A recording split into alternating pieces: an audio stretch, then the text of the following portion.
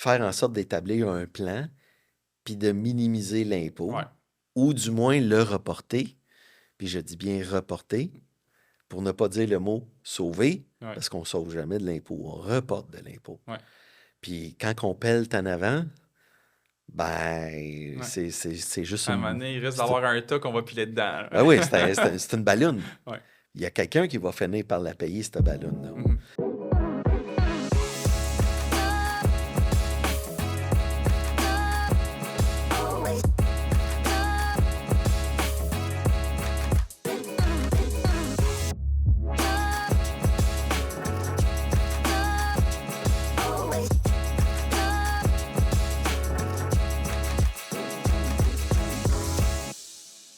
Bienvenue à un nouvel épisode du podcast Outside the Box. Mon invité d'aujourd'hui, il est directeur d'assurance vie chez Groupe Loutier Services financiers. Il s'occupe principalement des centres financiers de Montréal, de l'Outaouais et de Saint-Hyacinthe Multicourtage. Il est dans l'industrie depuis août 1993. Il est reconnu pour son professionnalisme, son écoute active et sa rigueur.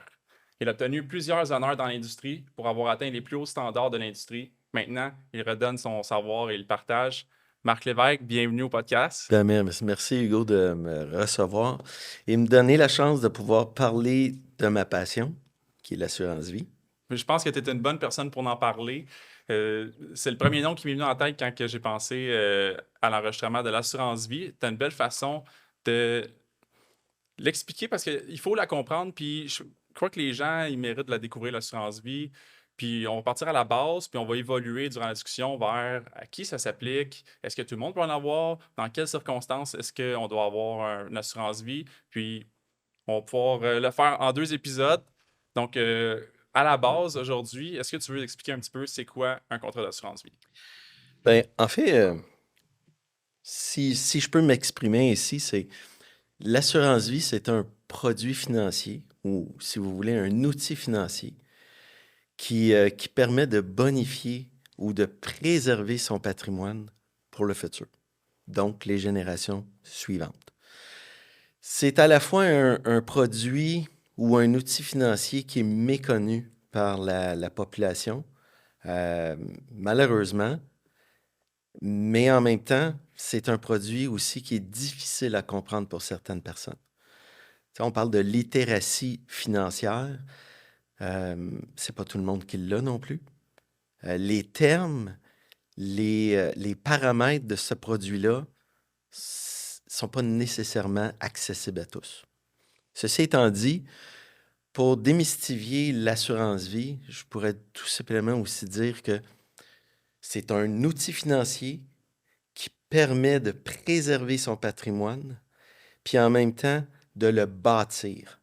Parce que oui, l'assurance Mhm. vie, c'est en même temps pour protéger sa famille, mais en même temps, c'est aussi pour protéger son patrimoine. Et ça commence à l'âge zéro. Ouais. Dès qu'on a une date de naissance, on peut être une personne assurée. Exact. Bon. L'idée là-dedans, c'est pourquoi je devrais assurer mon enfant à l'âge zéro? Est-ce que je ne devrais pas attendre? Etc. Bien, ça, c'est des choses qui doivent être discutées avec le conseiller, puis de mettre en relief vos besoins puis vos objectifs.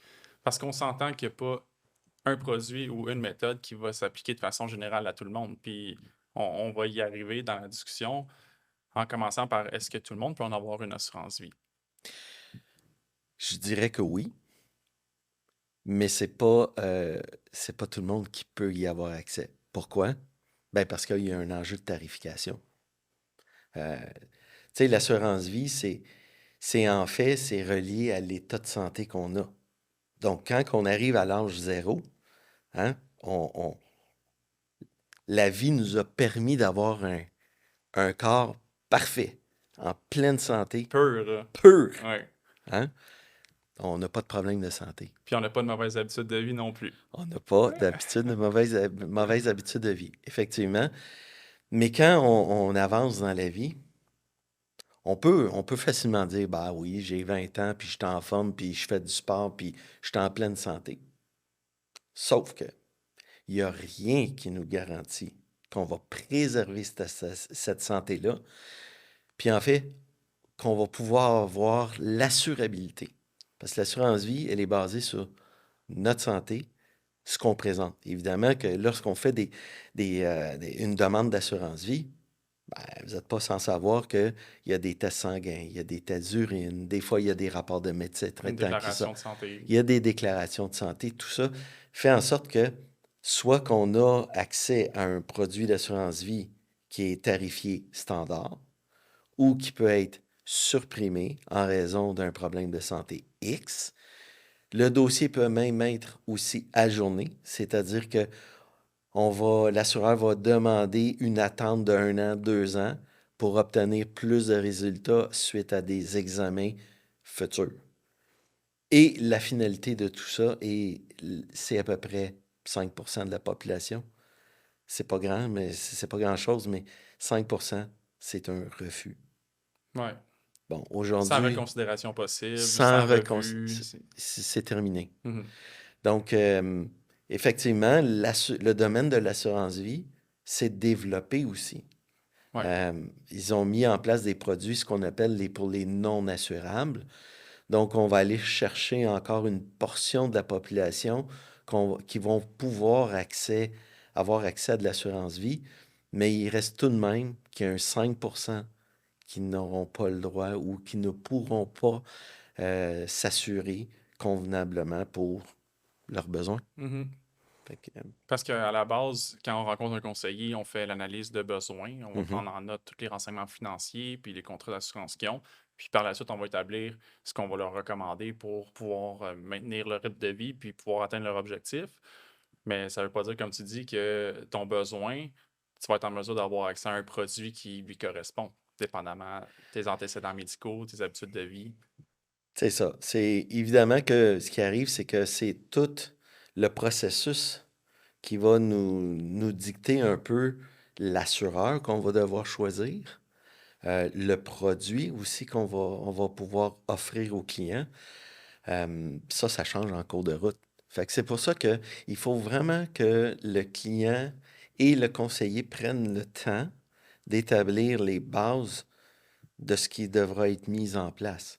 On a une idée des fois d'un point de départ, mais au final, on n'arrivera pas à ça. Pourquoi? Ben, parce qu'il y a plusieurs paramètres qui vont changer la donne dans le processus. Donc, à la question à savoir qui devrait ou qui pourrait prendre de l'assurance vie, ben évidemment que si vous voulez, l'assurance vie, on l'a comme un peu décortiqué dans le sens que on a les 0-25, 25-50, 50-65 et les 65 ans et plus. Chaque strate d'âge a ses besoins et ses défis au niveau de l'assurance vie. Puis ça peut partir d'assurer son assurabilité future. Donc, on parle d'assurer un enfant. Puis en disant, ben, on prend pas de chance, on va l'assurer comme ça, on va lui donner un point de Ouais. départ. Il n'y a plus de retour après. Une fois que le contrat a été mis, il Si reste en la, vigueur. c'est Puis, ça, si la santé change en cours de route, ben, ce qui a été mis en place au départ, ça change pas. L'assurance vie est toujours établie en fonction de ce qu'on présente au moment où on souscrit et on fait une demande d'assurance. c'est pour ça que tu sais, il y a des gens où est-ce qu'on va des fois leur présenter des concepts ou Mhm. des recommandations. Ils vont dire, ah, mais je te reviens. Ben, attends pas trop parce que ça s'est vu. Là. Tu as déjà vu dans ta carrière où est-ce qu'une personne, entre la recommandation puis la proposition d'assurance, il y a quelque chose qui a changé, puis c'était plus possible d'aller chercher l'assurance qu'on lui avait offert. Dans mes 30 ans de carrière, oui. Puis c'est pas arrivé juste une fois. C'est arrivé probablement 2, 3 fois. Puis c'est plate, mais Ouais, à un moment donné, il faut passer à l'action. exact. Puis c'est le destin. Donc l'assurance vie, c'est un produit comment je peux dire ça? C'est- il s'achète le produit. Mhm. OK? Mais il faut toujours bien avoir un besoin. Lorsqu'on a un besoin d'assurance vie, ben, on devrait prendre action. Exact. On ne devrait pas attendre. On pourrait énumérer quelques besoins. Tu Oui. as décortiqué différentes tranches d'âge Mhm. où est-ce que les besoins sont différents. Est-ce que tu voudrais commencer du 0 à 20? Ben, Puis zéro. on va suivre le cycle par la suite. Ben, tu sais, C'est Je sûr. te Bon, laisse aller de quel c'est que tu veux partir, mais étant donné c'est bon. qu'on partait de 0 à 20, ben, on peut partir de là. Ben, c'est ça, 0 à 20, 0,25, souvent, c'est pour conserver l'assurabilité de la jeune personne. Ça peut être en raison des frais de décès. Ça peut être aussi, pour les jeunes enfants, ce qu'on aime bien mettre en place, c'est aussi les maladies graves. Hein? Mhm. Tu sais, un enfant malade va générer des coûts à la famille. Mhm. Puis ça peut être des coûts de visite à Ça l'hôpital, peut être des heures de travail manquées. et des frais de stationnement. Tu sais, il y a tout ça qui rentre en ligne de compte, mais qu'on on pense pas nécessairement à ça. Pour les 25 jusqu'à environ 35-40, bien évidemment qu'on est dans la fleur de l'âge. Quand ça bâtir du patrimoine, accès au financement, Oui, parce qu'on veut tous avoir un condo, une une maison, maison. un immeuble à revenus, Ben possiblement. oui, puis tu sais, fait on commence à accumuler des biens. Mhm. Puis les biens qu'on accumule, il y en a certains qu'au moment du décès, ben, il y a un impact fiscal. Donc, est-ce qu'on veut laisser cet impact fiscal-là à nos survivants, puis ou bien on prend nos responsabilités, puis on s'occupe déjà de prévoir le paiement de la facture? Ça, j'aime ça. Puis si tu me permets, là, Oui. je vais faire la parenthèse, puis en dressant la caméra, prendre sa responsabilité et planifier le paiement de la facture fiscale. Ça, j'aime ça que tu l'aies dit. Ouais. J'espère que je t'ai pas fait perdre ton fil, mais il fallait Non, qu'on le mentionne. J'ai aimé ça que tu le dises. non, puis tu sais, l'autre chose aussi qui arrive avec le produit de l'assurance vie, la beauté de la chose, c'est qu'on peut nommer des bénéficiaires. OK? Donc, il est vrai, par exemple, qu'il y a il y a un autre document important qu'on devrait, même deux documents qui est important lorsqu'on arrive à avoir de l'accumulation de valeur, c'est le testament, puis c'est le mandat en cas d'inaptitude. Exact. Bon, la statistique est la suivante. Je vais rester assez simple, mais entre 35 et 40 des Québécois et Québécoises ont un testament. Ouais. Bon, puis là-dedans, il y en a qui n'ont, Mhm. mais qui n'ont pas été révisés Exact. Qui depuis. date de plusieurs dizaines d'années. Et voilà. Puis on le sait, il y a la loi sur le patrimoine qui est arrivée dans les années 80-90. Donc, tout ça fait en sorte qu'on doit revoir ces documents juridiques-là. Bon, le fait de nommer un bénéficiaire, c'est que au moment d'un événement, à ce moment-là, le fruit du capital d'essai ou le bénéfice d'assurance ira directement à ces gens-là qui ont été nommés sur le contrat d'assurance vie. Mhm. Libre d'impôt en passant. C'est la beauté du levier financier de l'assurance, ça, tant qu'à Exact. moi. Exact. Le bénéfice d'assurance, actuellement, il n'est pas imposable. OK? Dans certaines circonstances. Mhm. Mais si on regarde au niveau personnel, individuel, le bénéfice d'assurance n'est pas n'a pas d'impact fiscal. Il y a zéro impôt. Donc, moi, j'aime bien partir, quand on évalue le patrimoine d'un client, Mhm, partir de justement sa facture d'impôt mhm. pour la base du besoin pour l'assurance, puis par la suite, on réajuste selon le désir du client, là, Ouais, mais il y a toujours ce besoin-là. Puis c'est comme ça, quand on parlait plutôt de prendre la responsabilité de payer sa facture fiscale, ben souvent, ben moi, je vais aimer payer la facture fiscale avec l'assurance vie, étant mhm, donné qu'il y a ce levier-là. exact. Euh, ça, c'est parce qu'on détient des biens qui sont imposables au moment du décès. Donc, une résidence secondaire, il y a des immeubles à revenus, bon, Ça peut être des entreprises. des entreprises, etc. Maintenant, on a aussi les prêts. Lorsqu'on achète un immeuble, un condo, une résidence principale, Une entreprise. une entreprise, ben, les prêteurs, qu'ils soient bancaires, institutionnels, privés, à ce moment-là, vont exiger, dans 95% des cas, une couverture d'assurance dans laquelle vous allez devoir céder le contrat en contrepartie du bénéfice d'assurance égal au prêt qui a été mis en place. Pourquoi? Ben, parce que les institutions financières veulent se protéger en cas d'un décès. C'est normal, C'est là. normal.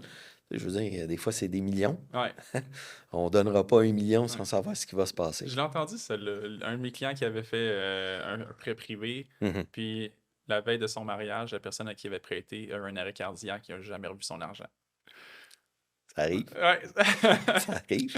Ouais. Donc, il y a tout ça. Puis lorsqu'on arrive dans les 25-50 ans, ben, les besoins ne sont pas nécessairement différents, mais il y en a quelques-uns qui s'ajoutent.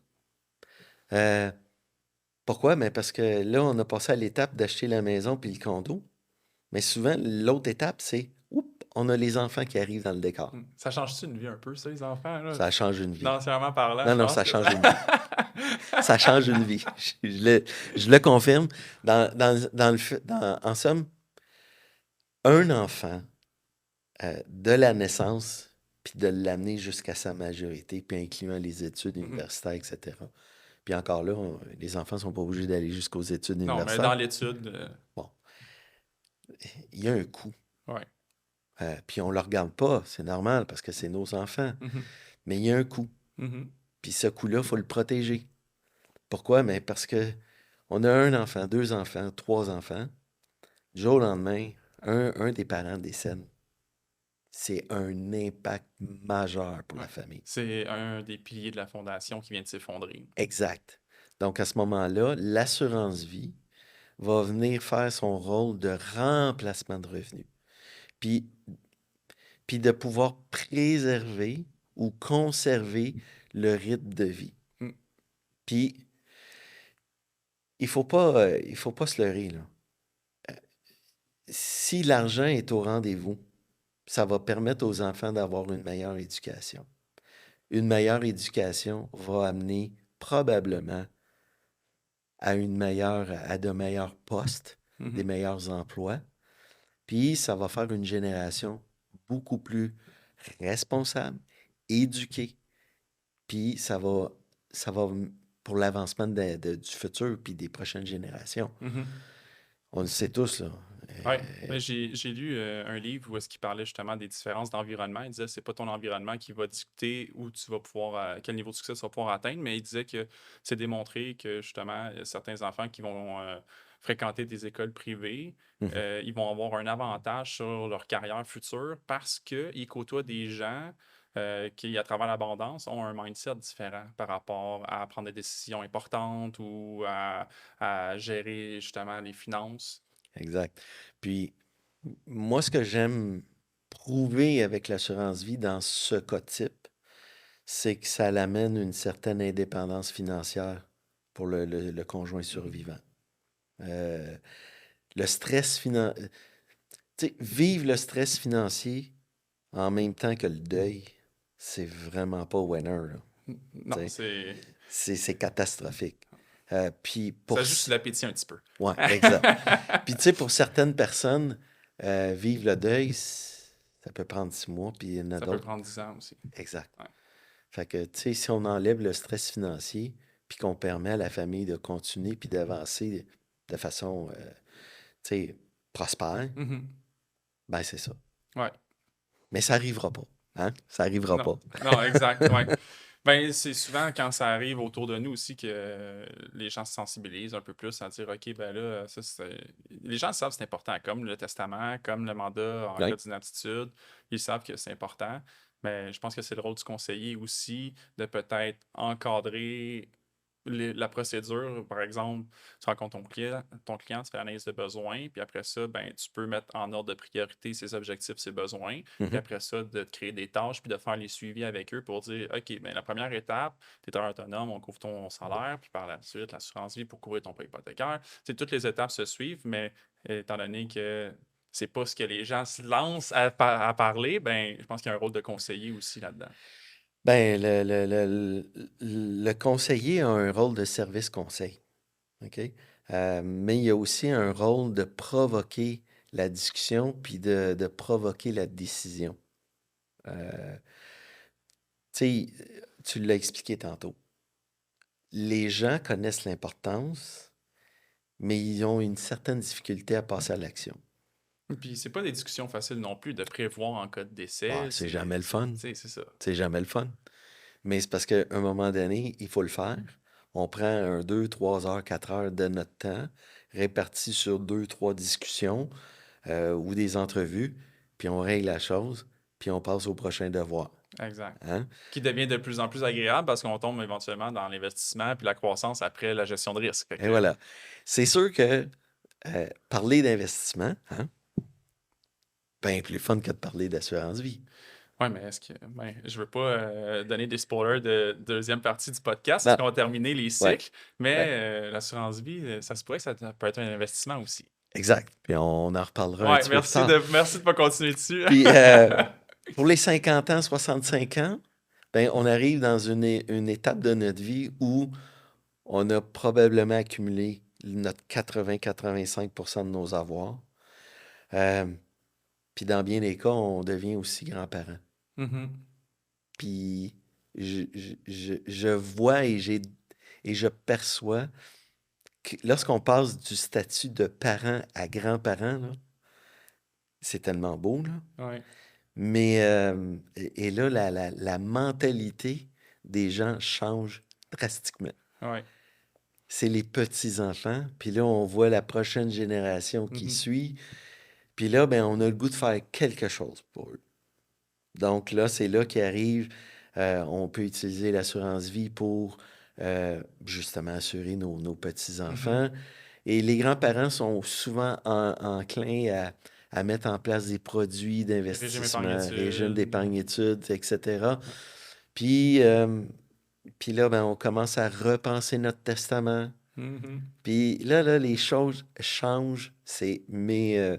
Puis, comment je pourrais dire? Les objections, puis, tu sais, des objections, on en a tous Ouais. dans notre vie, là, mais des objections qu'on avait on a 45 ans, ben, c'est plus les mêmes Non. objections.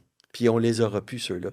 Non, puis je pense aussi que dans ce cycle-là que tu as mentionné, là, où est-ce que les gens deviennent grands-parents, ben, comme on parlait plus tôt, l'assurabilité aussi a évolué dans le temps. Oui, Puis ils prennent plus conscience de ça, je crois, parce que les primes sont différentes, parce qu'ils sont plus âgés. oui, L'accès aux différents fournisseurs, aux différentes compagnies est beaucoup plus limité aussi.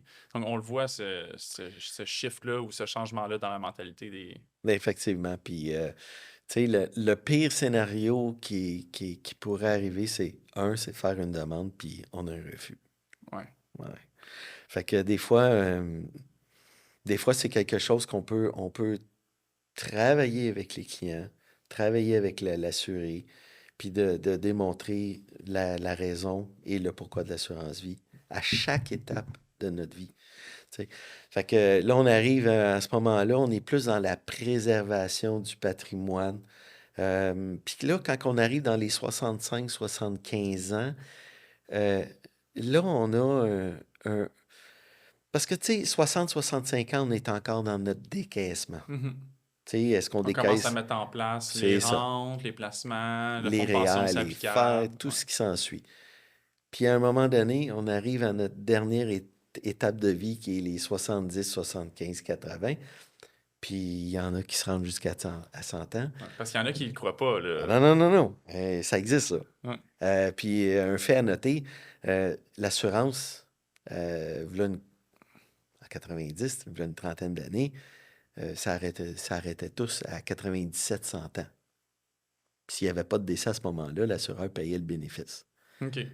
Mais là, on est rendu à 107, 105, 107, 110. Pourquoi? Ben parce que l'espérance de vie, elle ne cesse pas d'augmenter. Mhm.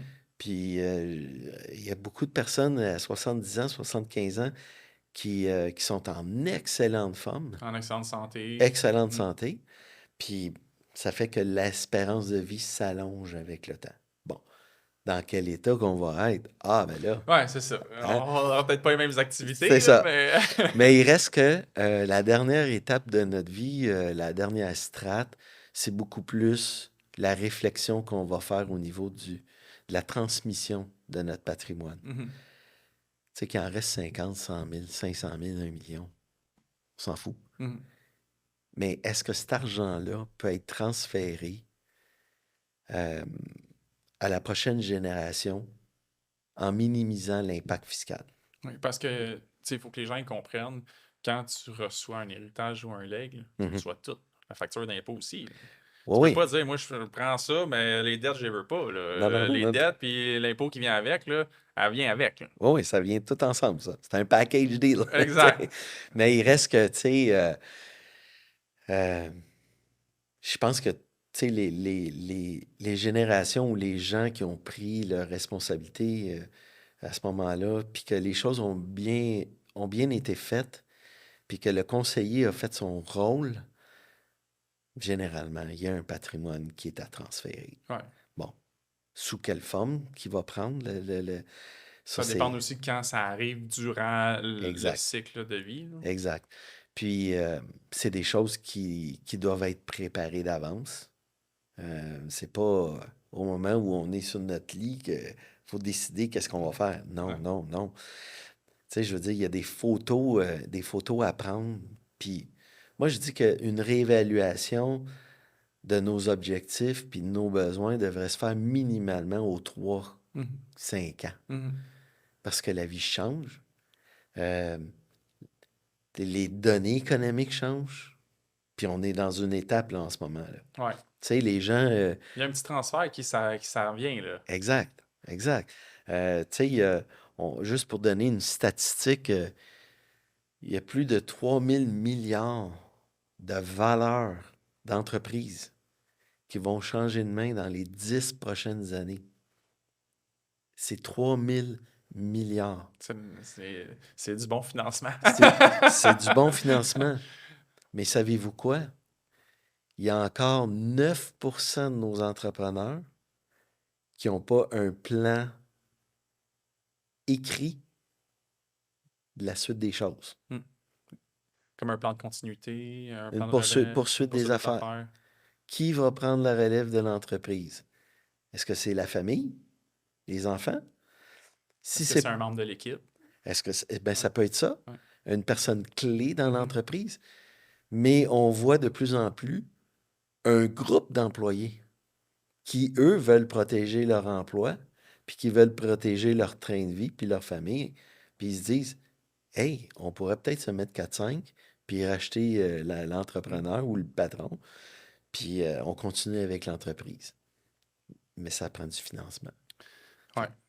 Ou une assurance vie sur la tête du propriétaire de l'entreprise, Ben oui, détenu par l'entreprise. ben oui, puis tu sais, des fois, l'entrepreneur peut être aussi lui-même le prêteur, Mhm. tu sais, pour aider la prochaine génération dans Mhm. l'entreprise.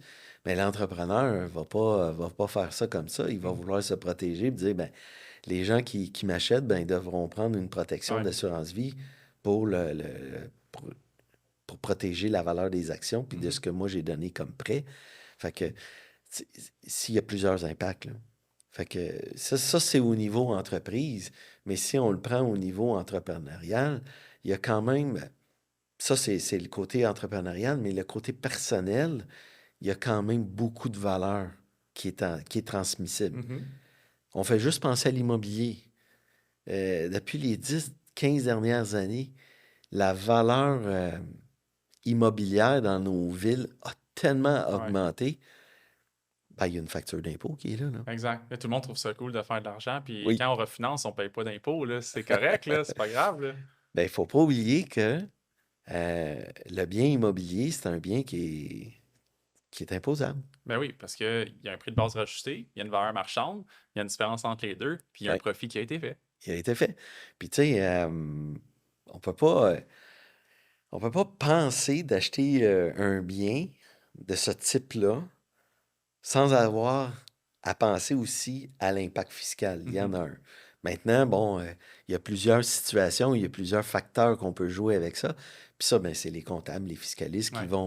qui vont faire en sorte d'établir un plan, puis de minimiser l'impôt, Ouais. ou du moins le reporter. Puis je dis bien reporter, pour ne pas dire le mot sauver, Ouais. parce qu'on ne sauve jamais de l'impôt, on reporte de l'impôt. Ouais. Puis quand on pèle en avant, ben, Ouais. c'est juste À un moment une... donné, il risque c'est- d'avoir un tas qu'on va piler dedans. Ah oui, c'est une ballonne. Ouais. Il y a quelqu'un qui va finir par la payer, cette ballonne-là. Mhm. Donc, il faut garder ça en tête que lorsqu'on investit en immobilier ou même dans une entreprise, ben, il y a une finalité à ça des fois, Ouais. puis ça s'appelle l'impôt. Puis dans ma jeune carrière, au tout début de ma carrière, je disais souvent ça, mais c'est tellement vrai. Je parlais souvent avec une famille, puis je disais, vous avez combien d'enfants? Deux enfants? Moi, je vous annonce que vous en avez quatre. Non, Hein? Québec, ouais, Canada, puis vos deux enfants. ouais. Puis malheureusement, Québec, Canada va prendre probablement 50% de vos actifs, puis ça s'appelle de l'impôt. Mm. Euh, Fait que, est-ce qu'on veut, on travaille déjà assez fort pour Mhm. notre argent, puis à bâtir notre patrimoine. Puis le gouvernement, oui, il est là pour distribuer la richesse, puis de la répartir de façon égale à travers les gens. C'est ce qu'on appelle nos programmes universels. Puis c'est bien correct, parce que c'est ça notre société. Ouais. Mais il y a aussi des outils financiers, des stratégies qui nous permettent aussi d'en garder un petit peu plus pour nous. Ben oui. C'est bien Hein? correct. Ben c'est exactement. Il n'y a rien de mal à ça. Ben non, ça existe. Exact.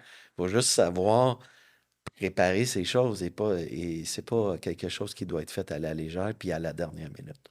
Non, puis c'est pour ça que je crois que c'est important. Tantôt, tu as mentionné la littératie financière.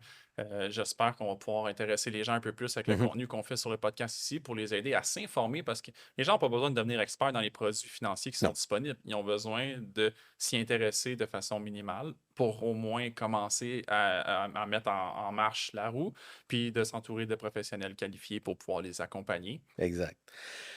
Tu sais, pour terminer, tu as posé une question au tout début qui était qui devrait détenir de l'assurance vie?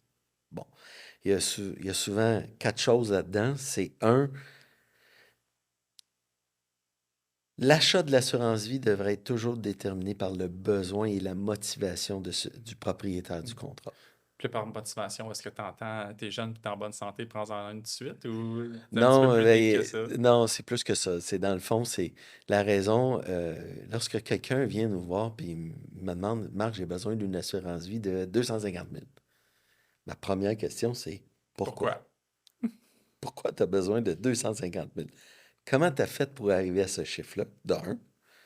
Puis deux, c'est quoi le besoin? Puis c'est quoi la motivation d'avoir un produit d'assurance vie? Et là, ben, les exemples, il peut y en avoir plein. Parfait. Maintenant, c'est quoi l'intérêt assurable? Qui a un intérêt assurable d'avoir à ce que tu possèdes un contrat d'assurance vie? Parce qu'on peut bien assurer le voisin, mais on a-tu un intérêt Ouais. assurable vis-à-vis de lui? Puis ça, il faut que les gens savent que ça doit être mentionné aussi dans la proposition. Exact. Les questions sont là. Hmm. Hein? Pourquoi on achète de l'assurance vie? Est-ce que Mhm. c'est pour protéger un patrimoine, protéger un prêt? Tout est indiqué dans la proposition. Fait qu'il faut qu'il y ait un intérêt Mhm. d'assurance À la à base. la base. Ensuite, on veut protéger qui? Est-ce qu'on protège une entreprise? Est-ce qu'on protège le conjoint? Est-ce qu'on protège les enfants? Exemple fort, c'est déjà arrivé. Un client m'arrive, bon, mais Marc, pas le choix, il faut que je me prenne une assurance de 500 000. Ah oui, pourquoi? Ben, parce que, tu sais, je viens de me divorcer avec ma femme et la Cour m'exige d'avoir une protection d'assurance vie pour les 20 prochaines années pour garantir le train de vie des Mhm. enfants. Ah, Hmm. donc on a un intérêt assurable. Exact. Puis ça se voit, ça, là. Ah, ça se Ça voit? se voit beaucoup, là. Oui, J'en ai vu, moi aussi. puis je pense que la société a évolué. Le monde juridique aussi a évolué dans le bon sens, dans le sens que le juge tient compte de justement de ce que je parlais tantôt, Ouais. de la protection de la personne qui reste avec les enfants, puis de la préserver le train de vie de la famille sans se soucier du stress financier. Mhm. Puis ça, je salue la décision des juges qui prennent cette action-là, puis qui le proposent lors d'un jugement de divorce, parce que jusqu'à quel point ça peut être bénéfique pour une société, là, Mais c'est disponible. c'est disponible. C'est disponible, Ça. puis c'est à considérer. Puis c'est bien aussi qu'on voit cette évolution-là qui se passe au niveau de la justice, qui considère qu'il y a des produits comme ça de disponibles. Ouais. Puis exact. Puis, tu sais, les gens peuvent aussi se penser ne pas être assurables. Ben, moi, je vous invite à poser la question à votre conseiller financier. Ouais, Puis vous allez peut-être être surpris de la réponse. Il y a des compagnies d'assurance qui font des pieds et des mains pour mettre sur place ou en place des produits euh, que je considère très bien faits. C'est ce qu'on appelle de l'émission simplifiée puis des produits sans simplifiés, exigence médicale. sans exigence médicale. Ou s'il y a un questionnaire qui est posé, c'est souvent 8 à 12 questions. Exact. On, Puis on ça va être en... les délais qui vont changer au fur et à mesure que tu avances dans la C'est déclaration, là. Puis ça. les clients vont dire, j'ai pas déjà répondu à celle-là. Ouais, Oui, ouais. mais c'était 12 mois, là, c'est 24 mois. Ouais. Puis ces produits-là font en sorte aussi que il y a des gens qui n'aiment pas passer des exigences médicales Hmm. comme des prises de Ouais. sang. Ouais, puis il y en a qui ont la pression qui monte aussitôt que l'infirmière rentre dans la maison, là, ils sont en bonne santé, puis Ben, deux, trois rencontres, puis la ouais. pression à craindre, puis... Puis ce qui est le fun là-dedans, c'est que les gens vont prendre cette tangente-là des produits simplifiés pour répondre aux 8, 12 Ouais, questions. Puis si c'est non, non, non, non, non, ben, le produit est émis. exact. Ils ont sauvé toutes les exigences médicales. Bon, des fois, il y a un coût qui est légèrement plus Ouais. élevé qu'un produit standard. Mais c'est mieux qu'avant. C'est mieux qu'avant, puis c'est déjà arrivé que le produit simplifié coûtait un peu moins cher que le Ouais, produit standard. ouais. Ça, là, c'est ça. Il faut poser des questions. Là, je parle pour les conseillers, là, s'il y en a qui écoutent, là, proposez-le à vos clients, s'il vous plaît. Hmm. C'est la beauté de la chose. Ben, tu m'as devancé parce que c'était ça. Dans le fond, quel conseil donnerais-tu aux conseillers là, qui nous écoutent? Donc, proposez-le à vos clients, les conseillers qui nous écoutent. Puis, tu sais, c'est ça. Tu sais, la fonction d'un conseiller financier ou d'un conseiller en sécurité financière, c'est un rôle de service conseil. Donc, proposer. Exact. Tu sais, moi, je dis aussi cette phrase-là assez souvent. Tu sais, tout est proposé, rien n'est imposé. C'est vrai. C'était un bon mot de la fin, Marc. Je te remercie beaucoup Merci, ça me fait d'avoir plaisir. accepté sur le premier épisode. Si les gens veulent te rejoindre ou te lire, comment est-ce qu'ils peuvent le faire? Ben, il y a sur ma page LinkedIn, Oui. principalement. On met beaucoup de stratégies financières. On fait des blogs, des articles. Nous, on est appuyé aussi par un département de services conseil chez Groupe Cloutier. Donc, on a un planificateur financier. On a des gens qui sont hyper compétents et qui travaillent des dossiers d'une certaine ampleur. Et on travaille aussi avec des entrepreneurs. On est aussi en collaboration avec des bureaux de fiscalistes et de comptables agréés. Donc, on travaille pour le client et on fait partie d'une équipe. On n'est pas le seul maillon de la discussion. On fait partie de la chaîne et chaque professionnel a son rôle à jouer auprès d'un client, qu'il soit un client individuel ou un client en affaires. Mhm. C'est comme ça qu'on les appelle là, Ouais. dans notre jargon. Mais c'est ça. Fait que c'est de poser les bonnes questions, c'est de se renseigner du côté du consommateur, puis de faire appel aussi à des conseillers qui sont consciencieux, responsables et qui sont au niveau conformité exemplaires. Ouais. Puis il y a les outils, hein, l'Autorité des marchés financiers nous offre la possibilité en tant que consommateur d'aller sur le site, d'aller Mhm. vérifier si le conseiller est en règle, est-ce qu'il a ses permis, est-ce qu'il exécute les bonnes choses dans les bonnes sphères d'activité, parce qu'il y en a plusieurs, il y en a au moins 6, 7. Donc, c'est de se renseigner, Mhm. puis poser les bonnes questions, et vous aurez les bonnes réponses. Ben, je pense que c'était un bon mot de la fin. J'avais même ajouté aussi dernier conseil aux conseillers et aux clients. Tu as répondu sans même que je t'allais poser. Merci beaucoup, Marc. J'espère que ça vous a plu. Puis restez connectés pour le prochain épisode. Marc va revenir pour parler de l'assurance vie sous une forme d'investissement ce coup-ci. Merci pour votre écoute. Bonne fin de journée à tous. Merci.